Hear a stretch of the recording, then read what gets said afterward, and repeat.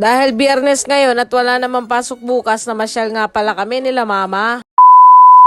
Jeez! So, syempre, bagong lahat, ako nga po pala si Jack. Maraming pangarap para sa pamilya. Alas 4 nga pala ng hapon, gumayak na nga pala kami para pumunta doon. Karating nga pala namin, agad bumungad sa amin, napakadaming tao mga par. Di ko akalain na malawak na nga din pala to mga par. Marami nga palang nakatambay dito mga par, pero may ginagawa nga din pala sila dito. May mga nagpa-practice nga din pala ng sayaw dito mga par. Nakakatuwa nga din silang pagmasdan. Sana all na lang talaga marunong sumayaw. Yung pa ako kasi parehas na kaliwa eh. Ang astig na din pala ng ginagawa ni kuya. Napakahusay mag-skateboarding. Pero kung ako'y dapa na. Tayo na nga mga par, itong bata naman ito ay gustong-gusto na bumaba sa tricycle. Tuwang-tuwa nga pala siya kasi ang dami niya nakita mga tao. Kung napapansin nyo nga mga par, napakalawak nga pala nitong lugar na to. May malaking store nga din palang nakatayo dito mga par. Maganda sana to kung gagawin nilang park. Mukhang gagawan pa rin ata to ng mga bahay.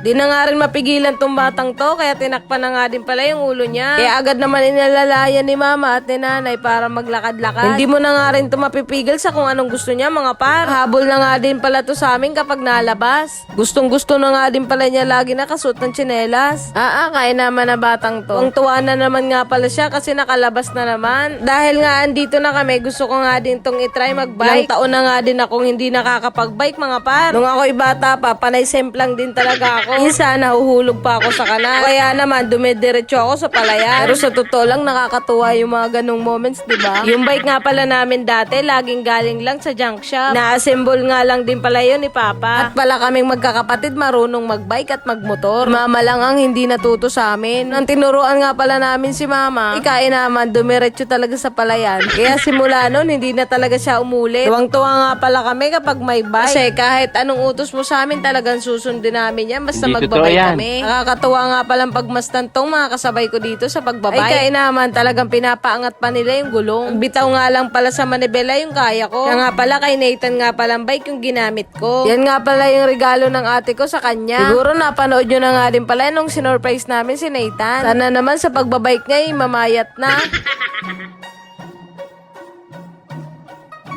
At ayun na nga mga par, may nagtampo na naman. Dahil hindi daw niya abot yung bike, aangkas na nga lang din daw siya sa akin. Giisang ikot nga lang din daw kami mga par. Kaya di na ako nagdalawang isip, inangkas ko na din at pauwi na kami. Pagkatapos nga pala naming umikot ay uuwi na nga din pala kami. Kaso may nakita pang pagkain to mga kasama ko. Tapos ayaw na naman umalis ni Nathan sa kinakakatayuan niya. Nagugutom na naman daw siya. Syempre hindi ko naman matiis kaya binigyan ko na ng 10 piso. Pagkakain nga namin ay kami uuwi na at ito na galit na naman at ayaw pa umalis. Alubog na nga din yung araw kaya sabi ko alis na kami. Yun lang, salamat sa panunod.